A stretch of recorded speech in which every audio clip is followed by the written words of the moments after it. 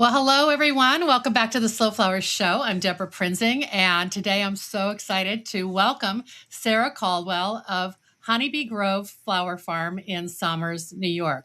Hello, Sarah. Good morning. Thanks for joining me. I'm excited to be here. And we have so much to talk about. There's so many things that you're doing with your farm that are, easily translatable to other flower farms or farmer florists. And I think you're really working to fine tune your services, and I appreciate your willingness to share them with people. So, first of all, give us a snapshot of Honeybee Grove, where you're located, and the size, and what your season is.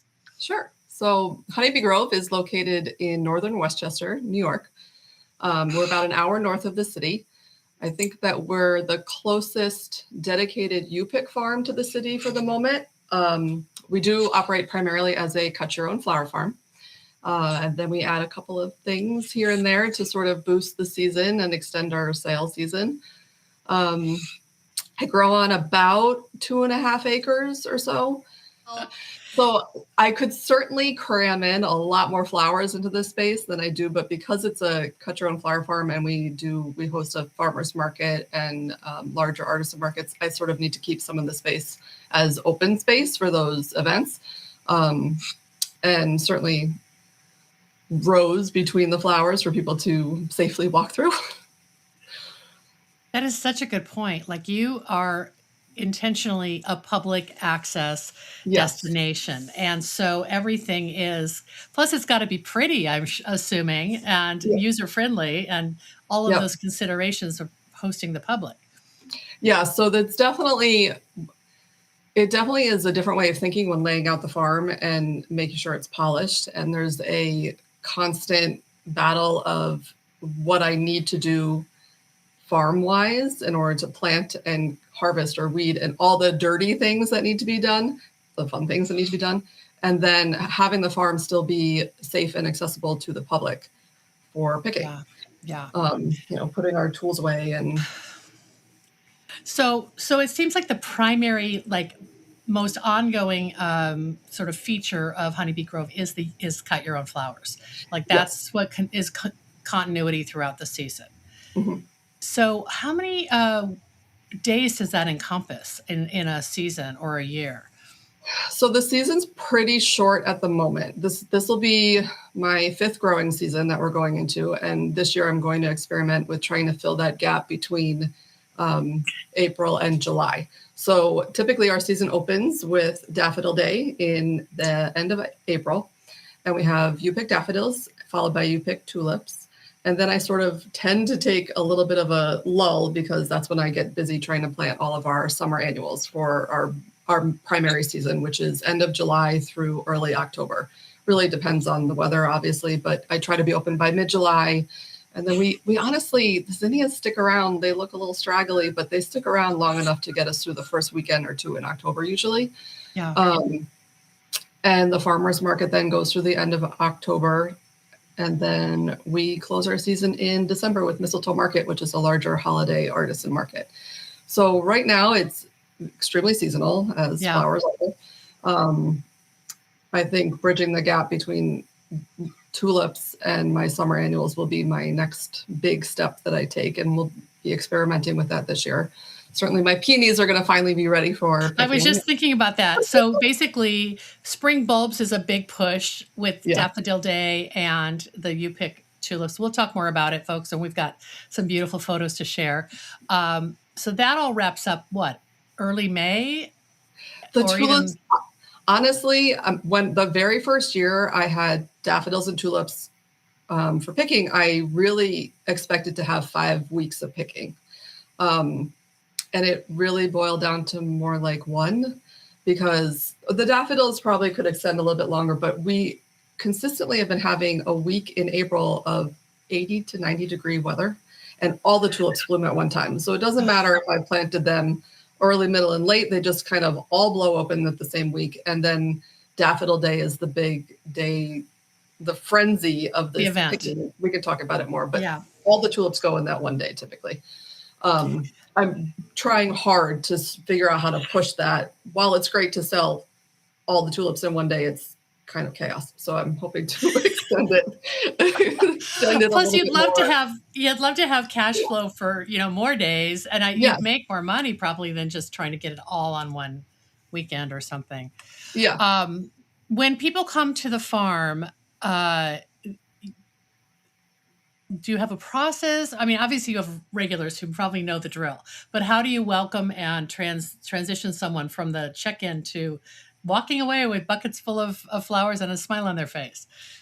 So the way we handle it now, I don't have any indoor workspace that's like a storefront or checkout or anything. So we're physically in the garden, and I have a little garden sink and a little cabinet and tables and whatnot. And come into the garden, and they decide if they're buying a large jug or a small jug of our summer annuals. And I give them a little spiel on how to properly cut the flowers. Our summer annuals, there's a wide range of options. I try to grow primarily zinnias because they are a cut your own flower workhorse. And we offer about over 20 different kinds of zinnias at the moment. And then, so they're the main description that I tell people how to cut. Right. I try to remind people to walk with their scissors facing down, and if they spill their water, I can refill it, and how to take care of the flowers at home. And usually people like to engage. That's a lot of instructions to give over and over again, Sarah. It is. I think you have a very patient mom personality, because I like to talk about flowers. Yeah, exactly. And I try not to have. We're only open on weekends at the moment, and I'm hoping to offer some more weekday late afternoon hours. Just to get that kind of after work crowd, to get the after work crowd. And my hope is that I never have to sell reserved ticket times to the garden. Mm-hmm. I want people to just be able to walk in and it to be calm while they're there. So I'm trying to avoid having this which seems backwards from a business standpoint. I don't want a frenzy in the garden. I want it to be the experience that I had hoped for. That steady flow. Yeah. So on a Saturday, which is your main pick day, right? Mm-hmm. The when do people start arriving? So we're open 9 to 4, and usually the early pickers are my local customers, and they come in and they know what they're doing, and they, tap their card and they pick their jug and they grab their scissors and they just do their thing. I have one picker that comes and she just brings her own gloves. She puts on her gloves and she puts her phone in her pocket and she puts on some classical music, and then she just gets to work and does her cutting. I love it. She's you're a super fan. Yeah. And so we certainly have a mix of local customers that come regularly. And then we do draw sort of weekend activities, people looking for weekend activities as a family from either the city or from surrounding counties. Yeah. So the jugs what are they? What are they, plastic or? They're unfortunately plastic at the moment. Our locals bring them back and reuse them. And then I have a little garden box at the front of the farm that people can return their jugs. Okay. They're a plastic gallon. I was very particular about what I wanted. I didn't want glass because I didn't want broken glass. It's a liability, right? It's a liability. There are so many little kids. So unfortunately, plastic was the best option, but I wanted a jug that had a side handle. I did not want the flowers. I didn't want you to have to reach in and hold something and then crush the flowers while you're doing so. So I wanted like a bucket with a metal handle or something. Yeah. So it's very labor intensive because they come as full cartons and I cut them all and sticker them all. But then I get my cute little sticker on there. Yeah, and your branding. Yeah. So they take home the bucket. The jugs will hold roughly how many stems, and how are you pricing that? So the large jug is about a gallon, and they hold anywhere from 40 to 50 stems, depending on how you're doing your cutting. And you can tell who knows how to cut flowers by the way they fill their jug. When you stagger the stems, people go out of there with far too many flowers sometimes. Yes. And it's wonderful. I mean, I do say it's all you can fit in your jug. Well, luckily zinnias are cut and come again. So They're helping you out by by 100%. picking, right? Yeah. Yes. And so the smaller jug is about a quart and it holds maybe 25 stems, and they're priced $25 and $45 for the Okay. jug. Okay. And the thing I think I always have to remind myself of is they're not just buying the flowers, they're buying the experience. Because you were telling me earlier when we chatted that anyone who wants to take a photo can. It's only the professional photographers who want to schedule like mini sessions who you charge a fee to, right? So people can document their entire day with their BFF or their kids cutting flowers. And that's really that's priceless. People ask if they're allowed to take photos, and I say yes. We're also in the backdrop game, because how can you have a flower farm open to the public and not be expecting people to come to take photos? So there's a perfect shot. You'll see it when we go through the PowerPoint later, but the view up through the garden with the rustic barn in the background is just exactly what I would have built myself had I wanted to build my own landscape. Well, I have so many questions, but maybe we should just jump into the PowerPoint so that we can have we can show people who are looking at this on YouTube what we're talking about. And if you're listening to this on the podcast, click on over to slowflowerspodcast.com or to our YouTube channel, because you're going to want to see these, because this is what greets people when they come in. This is sort of the opening arbor. It's not really a gate, but this is how people arrive, correct? Arrive, yes. And I should mention that what you're not seeing here is behind us, behind this view, is a commercial building, just a one-story commercial building, but it's on a town road right in the center of our town. So there's a traffic light next door, the town buildings next door, our grocery stores down the street. And so you have to pull into the commercial space and drive around behind the building to see the farm. And it still surprises people when they come around the corner to see the flowers. Like one block off of Main Street. It's crazy. Yeah. Yes. Yeah. Somebody very early on described it as the speakeasy of flower farms. And I just love that description, because everyone loves a secret garden. Yeah. Everyone, just being able to walk around and have it be surprising that it's there, and then walking in to view the flowers. So I'll describe a little bit what you're seeing here. The garden on the left was the first garden that I put in, and that's our main U-pick garden, and that's where all the zinnias are. There's about 13 rows of flowers that are 50 feet wide, or 50 feet long by 4 feet wide. So then the paths between the rows of flowers are 4 feet wide, so that you can easily walk through them. Now, by the end of August, the zinnias do kind of start to close in on the walkways, and there's a little bit of compression. It makes for a pretty photo though, right? Yeah, it does. And then the garden on the right, when I put it in, we can talk more about this later, but I had thought at the time that I was going to do wholesale out of it.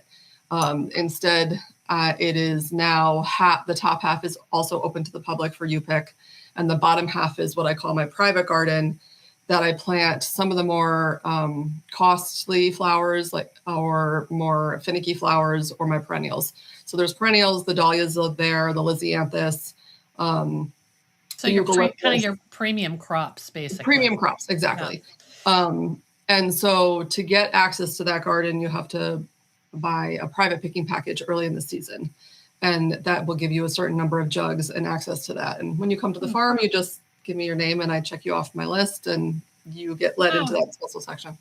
And so the private picking package is like like a club almost, where people pay an annual fee. What is that fee? They range from, hold on, let's click over to my. I'm quizzing you, Sarah. I don't even know if they're still on my website, but it's like $4.75 down to $2.95, and it's 7, 5, and 3 jugs respectively. Oh, so really people who love your flowers, want to have flowers all summer long. Yeah. Or have the opportunity to get flowers for a special event. That's who that person is. Yeah. And they make out. I mean, they get the gallon jug, which is a big square. I should have actually had one here for you, but it's a big square jug. It holds a lot of flowers. I try to limit the number of dahlias to about 20, but we have a lot of dahlias, so it's really that big deal. It does create a little bit of confusion and frenzy with our non-private pickers that are wondering why there's somebody in the private garden and they're not allowed in there. I thought you were going to say like dahlia envy. Yes, there is 100% dahlia envy. So what I do also use the private garden for is our market bouquets each week at the farmer's market. So if you want the dahlias, you can buy them at the farmer's market on Sunday. And anytime I host an event, a dinner event or other small event, I use the flowers for from that private collection. Yeah, from that private collection, and then also for any of the floral arranging workshops we do. But I know there's 24 more slides, but I just am fixated on this one. When you said you try to keep your rows wide and accessible, this is a perfect illustration of that because it's a beautiful entry path. And I'm suspecting that it's filled with people many times, and then they don't feel like they're panic. They're not in a panic or too much cluster of folks. They can just stroll down here, get their flowers, and be happy. Yeah, I mean the why you pick, and we haven't covered why you pick farm, but the whole my whole goal was to create the experience for people. So it was always about opening a you pick farm. It wasn't like I want to be a flower farmer. It was I want a you pick farm. So I went into it thinking that way. A space. I wanted to create a space that people can come and enjoy the experience. I could do all the planting and you can just come and pick. Well, let's look at some of the other images, and I can ask you, I guess what I'm curious about is, here's some fun ones. So this area on the left with the cafe lights and seating, is that same central path or a different area? So this is inside the private garden. So when you come down that wood chip path, you have to walk halfway down the gardens and you can enter the garden on the left or the garden on the right. And the garden on the right has that extra wide center aisle with the lights above it and our tables down the center.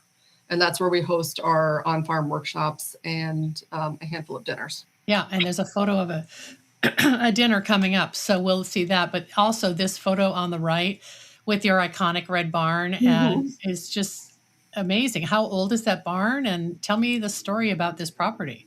The barn is original to the property. So the area surrounding the farm as well as the farm was part of a larger farm many years ago. Honestly, can't remember off the top of my head how old the barn is, but it's not insulated. There's no electricity. You see the lights there, but those are, we run a generator when we need them. So it's basically the charm of the weathered red stain and the kind of time-worn, time-honored finish of a barn that people are enchanted by. Yes, and I need to replace the garage doors on the front, and I can't get myself to do it because they're going to look new.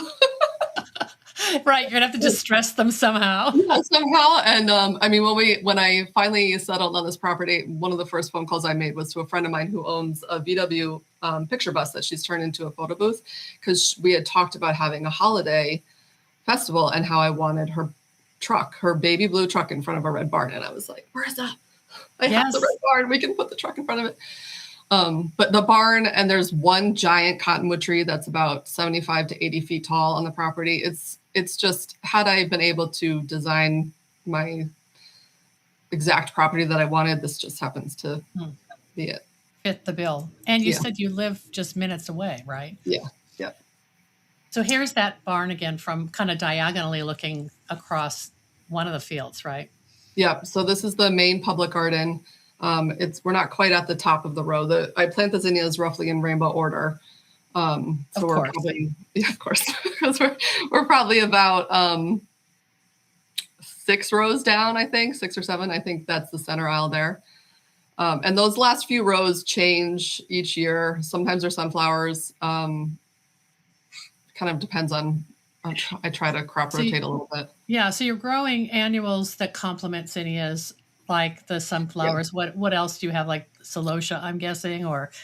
Yeah, I go heavy on the celosia. I'm obsessed. So one of the things that I keep in mind is, while I want to plant all of the beautiful things, when people come to the farm to cut their own flowers, they expect the flowers to last a really long time.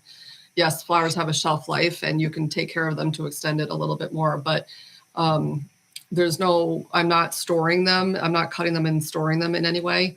So I try to plant flowers that do have a long vase life. I do a lot of drying flowers as well. So anything that's ready to be picked that hasn't been cut, I will dry in the barn there. But what you see here, these are zinnias, sunflowers. I also plant ageratum, a lot of celosia, like I said, all the different kinds of yummy flavors of celosia. Dara, what else is in snapdragons? That's a huge selection for people. Yeah, so gladiolas, which I've never loved until I planted them in mass. Like I don't like them in my garden because they require a lot of staking. But when you plant them in a row for pick your own flowers, people go bananas for them. The first year I planted them, I was shocked. That's amazing. Yeah. Now those are one and done. So I only give a row to them. I try to do mostly cut and come again flowers. The single stem sunflowers are an exception as well, because people obviously love sunflowers. Sure. And you can only put, a handful in that gallon jug or you're going to cram everything else out. So that's fun. Let's go into the next slide because I'm just enthralled. Well, here's just another detail of your selections. When you said you had 20 varieties of zinnias, that's, to me, we're insiders. We're flower people. We're like, oh, but they're all the same. They're all zinnias. But I'm sure to your customers, they're all different flowers with different forms. Some are doubles. Some have interesting, colors, or the back sides are different. I mean, it must be really fun. Yeah. I think being in the industry, people know about zinnias, but also outside the industry, people think of them as the macaroni and cheese yellow, the red, the dark purple, and they're not always everyone's favorite flowers. Those colors sometimes can be hard to work with in an arrangement. And so I plant a ton of this color, this salmon color, because it goes with everything. It kind of plays nicely with the pastels, plays nicely with the brights. Exactly. And so the first row is red, and it's a bright red and a dark red. The second row is yellow, but I do yellow, light yellow, dark yellow, green, and white in that row, because yellow zinnias are not very popular. Even the red ones are not very popular, but I love the way they look at the first row in the garden. Yeah, that's so cool. But this color is definitely our favorite. And then all the new zinnia breeding is obviously a very hot topic right now. So all the new colors that are coming out are popular. Right. So you're probably always rotating in new varieties from season to season. This is kind of a crazy pairing, but I wanted to show side by side your sort of spring with the tulips and then peak of summer with your dinner. So we might as well talk a little bit about your tulip program, because you told me that you have somehow bumped up your tulips by multiples. Like last year you had under 10,000 and now you have 17,000 for 2026. Tell me about that. That very first year, I thought I was planting so many tulips when I planted 4,000 tulips, but they fit into 2 rows. Wow. And you could look like not very much. Right. So you can plant them this close together, but it's not very much when you open the doors to the public to come pick them. They're all crowded around the same 2 rows of tulips. And I could plant them farther apart, but that actually takes a little bit more time. Mm-hmm. This year I also needed to rotate where I planted them. These are at the bottom rows by the closest to the barn, but they really just eat up the soil, and one patch got tulip fire last year. So I needed to move them. So what I did this year is I built 6 raised beds where the zinnias usually are. And then we brought in fresh compost for them because the zinnias needed to be refreshed anyway. So now I have 17,000 tulips this year for the first time, and they take up 6 rows. So that should allow people to sort of pick in a more enjoyable way. Sure, with spacing out their experience. Yeah. It does take a little bit of, when you have people come in to you pick tulips, I have them pull the bulb. So I've gone back and forth with, do I give them scissors because it would be way less traumatic to the surrounding flowers? But then it's more work for me once it's done. So I typically have them pull the bulbs They get very dirty, which most people end up enjoying. They're sort of Sure. surprised that they enjoy being so dirty from doing it. But when you pull the tulips, it can disrupt the surrounding area. Well, I see how densely they're planted here in this image. Yeah. Yeah. And they don't need to live for that long because they go very quickly. That first year that I had Daffodil Day, the tulips happened to bloom or happened to be ready to be picked up for Daffodil Day, and I sold 4,000 tulips in one day. Yeah. It's crazy. So it's crazy. Well, I think that what I'm waiting to hear from you later in the season is, and I'll watch your Instagram, is will you get a 90-degree stretch or 85 to 90 degrees in April, and will all 17,000 of these want to be picked in the same day? Because I don't know, you're gonna be out there with a headlamp. And then I have no place to store them. So, right.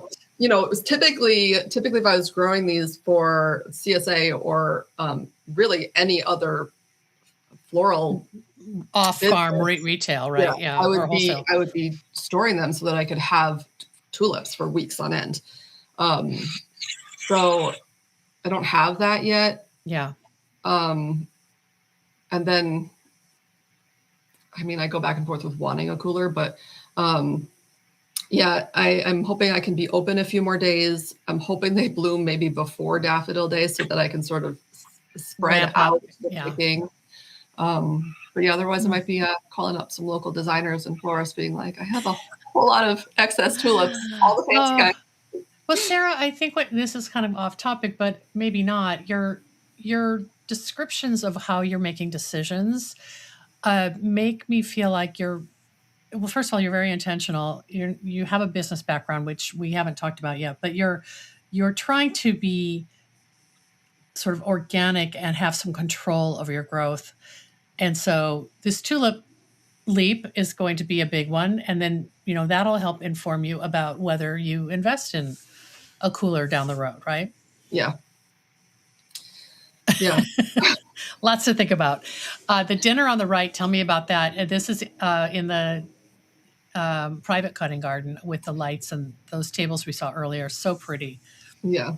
So over the last couple of years, people ask all the time if they can rent the space, host events, and obviously having a flower farm, it would seem to make sense to have it also as an event venue space. Right now, I'm trying to avoid having it as an event venue space. It comes with a lot of additional insurance requirements. Yeah, it's a whole different business. It's a whole different business. I need a little bit more staff, and the town I'd have to work really close with the town to make some of that work. But what I do is I host 2 dinners, one in May and one in September. This is the September dinner with a friend who's also a caterer.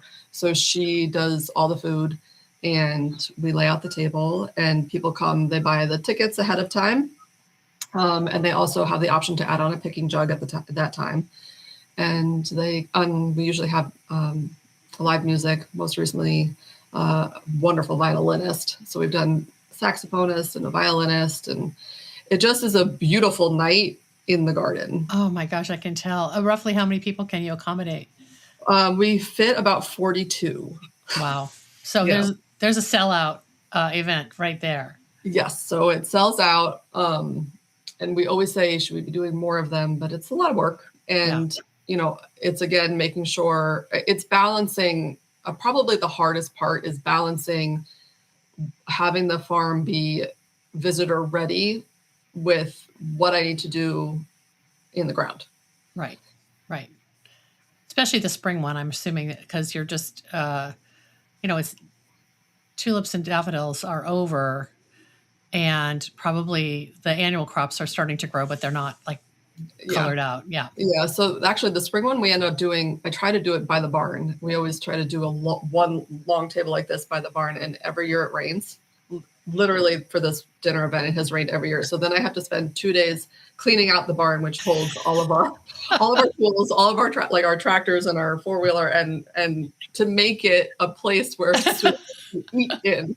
And it's beautiful. It's adorable. People love it. It's all bare walls inside. I have all the dried flowers. I probably should have sent you a photo of the inside of the barn, but I have all the dried flowers hanging from the ceiling. So it's a beautiful space and it's comfortable and cozy, but I need another outbuilding to house all the tools. Exactly. Exactly. It sounds like you're just shifting things around to accommodate one night event. Oh my gosh. And when you're a small business, this type of business can look like a big business. This looks like a big business, but it's me. I have a couple of part-time gals. My family is amazing and they chip in whenever they can. But it's still a small business. And so there's only so much you can accomplish in a week. Well, we've got to keep moving on. I'm dwelling on each one of these photos, but before we get to the farmers market and Daffodil Days, I just want to ask you, and we're looking at photos of just pretty much the same scene, that beautiful barn with either zinnias or tulips in the foreground. Was there a defining event for you, Sarah, where you experienced a U-pick visit somewhere where it just kind of captured your heart and you thought, well, this is the business I want to build? I mean, what do you point to? So it's a little cliche, during those COVID years when we were all doing the COVID thing, my in-laws have a house up near Canandaigua Lake in the Finger Lake region of New York. And we went up there and there was this roadside farm stand, and behind their farm stand, there were a couple rows of zinnias and other flowers, and they had U-pick flowers available. And it was just sort of a secondary add-on for them. Kind of a casual thing. Yeah. And I have always loved flowers. I've always been a gardener. My grandmother had a green thumb. So it's always been part of my life, but it's not my background. But I went to this U-pick and I just became fully obsessed with this idea and the experience of it. And I love to grow flowers. I love to play with them. I like to cut them. I like to arrange them.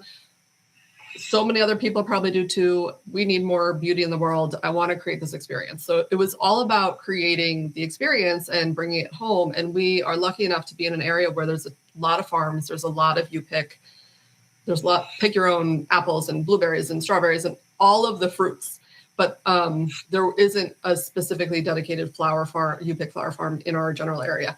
So why, out of all my various side gigs that I have done in my life, this was the one that we were like, oh yeah, let's build a farm. And so we built a farm. I love that story. This slide was going to be videos, but I can't get them to play. So I'm just going to let people feast their eyes on this. And then let's talk a little bit about your farmers market, because this is sort of, you mentioned, and I know you have a holiday market and artisan market. So this idea of working with other vendors is also something I don't see a lot of flower farms doing. How did you decide to expand and bring in kind of sister vendors? And I mean, when I say sister, I mean flower adjacent types of businesses. Yeah. I've sort of always worked with small businesses. My background's in branding and marketing, and I've done a lot of creating the initial logo for small businesses that are trying to get off the ground. And I love the portion of creating a business, the beginning, the scheming, the wondering, the planning. So I'm finally doing it for myself, but right, you're your own client now. Yeah. But the space just lends itself to having a farmer's market because it's right in the center of town. People can stop in for 10 minutes and park and grab their weekly provisions and leave. I just also love working with, like I said, with small businesses. So it just seemed a natural progression for me to include as many local businesses, small farms that I can, and bring them all together and let people shop from them and get to know them. I would say marketing is sometimes an area that small businesses can struggle because if you don't know about it, it's something you have to pay to outsource. And that can get very expensive. So that can be a hurdle for some people. I do think being part of a farmer's market or an artisan market of any kind does help with marketing, because everybody is marketing the event, and then all the visitors are coming to the event. So I think this is our third year for the farmers market that we're going into. So 3 years ago, I decided let's try it. Every town around us has a farmers market, and the towns are close by. So there's a lot of opportunity for people to shop from a farmers market, but there isn't one specifically in the town of Somers. So I wanted to create it. Why not? Well, you had alluded to earlier about some of the areas that weren't planted with flowers, that were more grassy. So this field, for example, allows you to have vendors bring in pop-up tents. I see there's picnic tables, umbrellas. I saw in one of the videos you sent me, there's sometimes a musician. So is it just one day a week for a certain number of weeks, or how do you do it?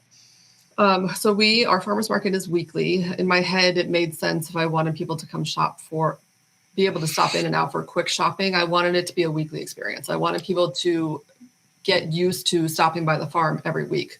While that is also self-serving, it's great. It's a great way for me to draw a new client base that's coming for the farmers market and realizing that there's flowers here. It is also a wonderful way to get people to shop local and shop small and shop from the local farms. It's every Sunday, 9 to 2. And we do bring in music now and then, usually more in the summer months when the U-Pick is open. Sure. What the farmers market also does for me, though, is it gives me a sales venue for the months that I am not open as a U-Pick. So I have flowers because I can't not have flowers, say in June or October after the U-Pick is closed. But I have enough usually to make market bouquets to sell at the. I see, and that's what we're seeing on the right here.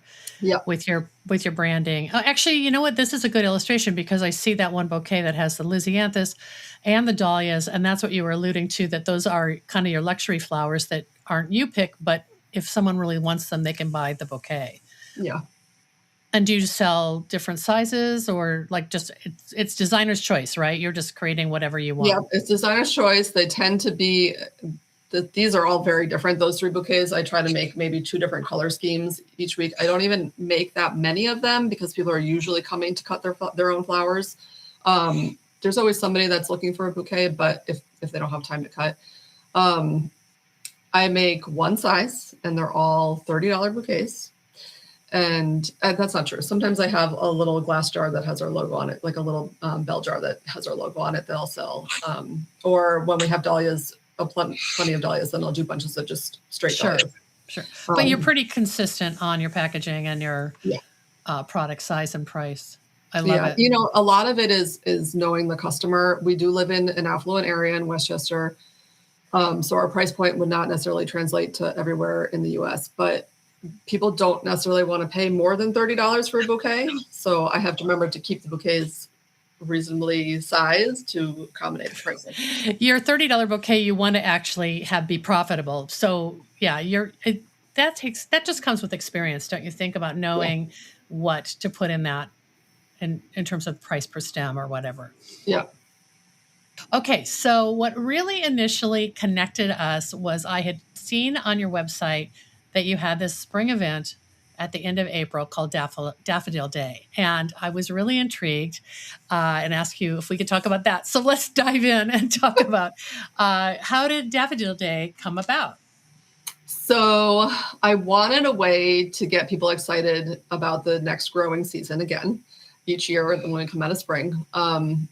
I have a soft spot for daffodils. I have family that lives in Nantucket, and they have a Daffodil Day weekend celebration there that I've been to. And it's such a great way to celebrate the coming of spring. They tend to be one of the first flowers that poke their heads through. And I do think they're a little bit underappreciated not necessarily in the flower world, but in the general consumer world. People always think of the hunkin' yellow gooseneck or goose-headed yellow ones there. Yeah, the King Alfred or something like that. Yeah, right? They come in so many beautiful shades, and people often don't recognize the fancier ones as daffodils. And so I knew that I was going to do daffodils and tulips because they're easy. You put them in the ground and then you forget about them basically and all winter. But the tulips will sell themselves. Everybody loves tulips.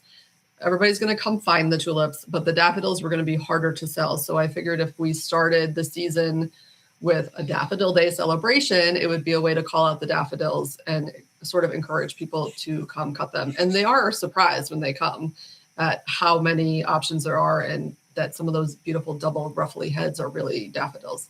And they have great face lights. This photo on the left, actually, I now see that that's your smaller jug that child is holding. So people can get a sense of what, I mean, that many more stems could fit into that jug, but that is an adorable photo. On the right then, is that at Daffodil Day where there's... This is our very first Daffodil Day. Okay. When we had those 2 rows of tulips, and I had put up tents because the tulip petals were being scorched. Obviously not this day because it tends to always be cloudy for Daffodil Day. But leading up to it. Mm-hmm. Wow. And so do you have vendors at Daffodil Day, or do you just stick to the flowers? We have about 20 artisan vendors, and then we do for Daffodil Day and Mistletoe Market, which is our holiday market. I do artisan heavy vendors. So we pop in a few of our food vendors, but I wanted to bring in all the different artists and makers out there. Yeah. In fact, here's a photo of just some of the vendors. So little prints. It looks like there's paper and fiber products. This particular vendor on the left is got some kind of daffodil-centric art too, which is kind of fitting. That's one of my photos that she then asked if she could paint for the occasion. Oh my goodness! On that against what looks like a wooden backdrop. Yep. So she asked permission, and I said, "Please, here's a bunch of photos. Paint away." And so that actually hangs in my den, and I love it. But those are my daffodils, and that's my photo. I love it. Yeah. And you were saying when we chatted the other day, you were saying that you do. It's kind of a science with finding vendors because the competition of farmers markets from other communities, but also you're trying to kind of keep people exclusive in their category. And is it mostly food? How do you balance that? So with the 2 larger artisan markets, Daffodil Day and Mistletoe Market, it's mostly artisans and makers. And I try very hard to curate the selection of vendors so that the vendors that join us have the best opportunity for sales. Sure. So if you have candle makers are very popular, and bakers. So even at the farmers market, I have this careful choreography of trying to get as many vendors there as possible, but also not saturate the market with the same type of vendor, because then the vendors that are joining us don't do that well, and it's not worth their time to come.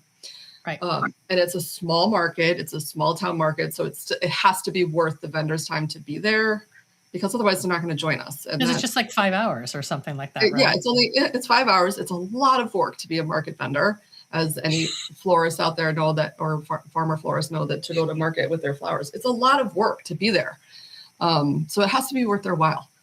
It does mean turning away vendors and trying to fit everybody in here and there. I fit about 15 vendors for the farmers market, and Daffodil Day about 20 to 22. And then Mistletoe Market, I can fit more like 30, because we do it in the back by the barn, which is a larger area of the property, but that area tends to be very wet in the spring. So that's why Daffodil Day is a little smaller. Wow. And it all just goes back to this central brilliant idea of yours, Sarah, which is make them come to you. Like, you're not hauling your buckets or your, bulbs or your arrangements anywhere. They're all coming to you. And I think that only works because of the fact that you have a sort of the spirit of hospitality and welcoming people and making them feel comfortable and they want to come back. And I love that. Yeah, it's definitely a different way of thinking when you're planting the farm. I plenty of times hear flower farmers say, "Oh my God, how can you open your gardens to U-pick?" And it's only because I built the gardens to be a U-pick that I can do that. Yeah. People ask often if I'll do bulk buckets or wholesale, and all of those things are a different type of business. I don't have storage to adequately cut the flowers, store them, and get them to a florist in a manner that they should be receiving the flowers. Bulk buckets, I sometimes do, but honestly, I'm going to charge you more for a bulk bucket because I have to harvest them and prep them and store them, which Yeah, means why I don't you bring just them come home. cut your own? You're going to get the Yeah. same thing for less. Yes. So also, it's hard not to want to do all those things. You have to know your limits and pare it down. And For sure. maybe at some point I will in the future. I don't do events. I don't do event flowers. Maybe in the future, but right now everybody Yeah. comes to me on my schedule, and that works for my family schedule right now. Right.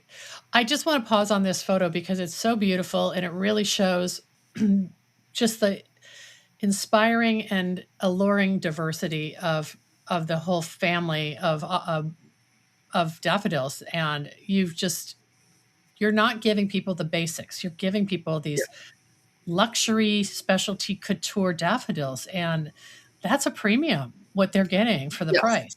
Yes, so they get the premium flowers. They're all even the tulips are a lot of double tulips, a lot of the fancy ones. But there's so many options out there, so many beautiful flowers, and the general public doesn't necessarily know about them. Obviously, my flower people that come, they are aware of them. But there's so many options to fall in love with, and this is such an easy flower to grow, and the deer don't eat them, and we have such heavy deer population here that it is just a great spring option. Well, and on your pricing on your website, it appealed or intrigued me because the daffodils for 20 stems of daffodils, it's much less expensive than 20 stems of tulips. And do people ask you about that? And because it's Yeah, sort of hard to say, my daffodils are perennials; they're going to come back every year, and they're naturalizing. I don't have the labor involved every year of planting. Whereas tulips, it's an annual basically, right? it's an annual. They're labor intensive to plant and to pull, and then they're more costly. Yeah, And I can't just I plant a lot of singles, but I also plant a lot of the fancy expensive tulips, and yeah, so to warrant the price that people pay when they come, you have to offer the premium product, yeah. like those guys. Yeah, you're really giving people. You're going to single-handedly popularize daffodils in Westchester County, for the citizens of Somers. These are so lovely, and I just love how you've planted them too. I mean, these are just like part of the landscape, in a Yeah, way. The way you've kind of have drifts of them. yeah. I Very always fun. loved the botanical gardens in the Bronx. Their daffodils are incredible, and so I've always just Mm, loved the look of it being a sea of daffodils. mm, I love it. Well, so do you have any sense? I know you told me you had 17,000 tulips. Do you have any sense how many daffodils you have?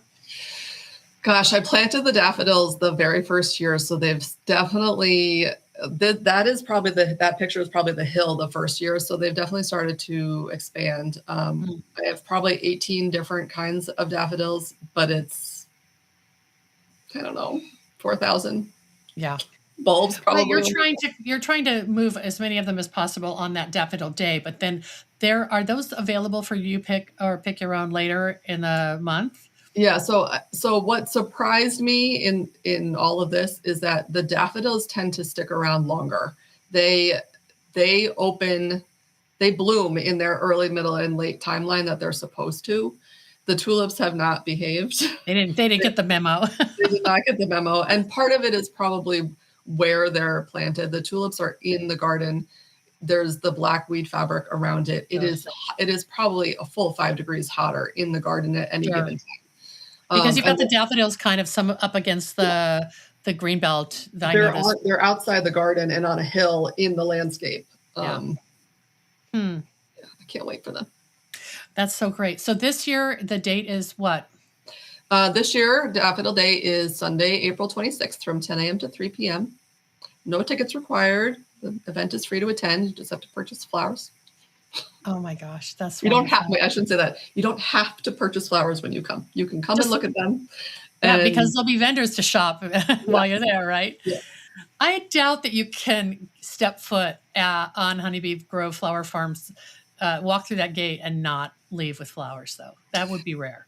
When working with the public, I did expect more cranky people than we have had. There's only been really a small handful of cranky people. Yeah. Well, that's okay. The flowers can win the day, the joy that they give. This is a photo when you mentioned you loved your red zinnias, I thought of this photo because you color coordinated the scarf on your straw hat to match your field. And you said that this photo was on the cover of Westchester Magazine recently. Mhm. Oh my gosh, I love it. You like you photo art directed for them. Maybe not, but it happened to be perfect. It just happened to be perfect. My friend Lindsay Ying took the photo for me, but Mm, mm. And before we wrap up, I just want people to look at this logo and know that you designed it and your background is, you said, in branding, but also graphic design, right? mhm. It's so fun. It's just, the Honeybee Grove, there's a story there, I'm sure. Do you have bees, or is it just the spirit of the honeybee that you loved? Well, I hope to have local honey at some point. Oh, okay. We have two hives. They have yet to make it through the winter. Mm. Um, but I don't tend to them. I would love to learn at some point, but it's just You one know more thing. what? You've got a lot on your plate, Sarah. But honestly, we should have named it Bumblebee Grove because of the amount of bumblebees that are at the farm. It is just bee heaven. Oh, I love that. I have loved talking with you so much. I've learned so much, and I just think your expertise and background in branding and marketing is not only nurturing your business, but extending to so many other creative, makers and artisans and specialty food companies that are getting to come sell through your farm, and that's a wonderful community that you've built. You gotta help the cross pollination. There you go. That's so true. Anything else you want to mention that we didn't talk about? We could go on and on, but got to keep it under an hour. I did have a question, and maybe I'll try to wrap up with this on the U pick. And you said you're possibly the closest to the city of New York. Are Yeah. you advertising, or how are people finding you? Like on just event calendars, or what to do with the family this weekend, kind of media, Yeah, or I kind of blow my marketing budget every year, but I do a lot of local advertising. There's a couple of print publications that I get pretty good bang for my buck out of. like And then, regional lifestyle magazines, kind of thing? yeah, and then honestly, Instagram. Yeah. I hate the amount of time I spend on social media for the business, but a flower farm is a really easy business to Instagram. And you can target your ads on Instagram, and it doesn't cost nearly as much as print publication does. And so I tend to do a lot of Instagram ads that go out ahead of each of the events. Now going into the fifth year, I'm lucky to some of those dinner events. I don't really have to advertise for them. Right. There's Um, probably a waiting list for those. yeah. So some of those events are great and sell themselves out. We do a Sunset U Pick every year. Those kinds of tickets sell out pretty quick. People Mm. know at this point to look for those event tickets. When you Uh, have the sunset you pick, that kind of fills that after hours slot you were talking about, maybe yes, trying to add more. they're honestly my favorite night because we have live music and the farm. You have to buy tickets for them, and it's in the evening at golden hour. So you come at golden hour and you listen to music and you have your nibbles and you cut your flowers and you watch the sunset behind my garden. Dreamy. Lovely. Oh, so dreamy. Well, Sarah, I have learned so much and I'm so inspired by what you're doing. And because I go to New York a lot, my sons live in Brooklyn. I think I'm going to have to drag them out there on my next visit. Hopefully, that will be late summer because, you know, I love the city, but I love getting out to flower farms more. And I'd Yeah, love to come up and visit you. Thank you so much for no sharing problem. today. We do have a little video clip. I couldn't get it up today on this, but I'll add it to the edited video so people can see that maybe at the end of this interview, just because there is some music, there's some animation showing people on your farm. And that's just going to be a little bonus for people. So thank you again, Sarah. Good luck with Daffodil Day. Thank you so much. I'm excited.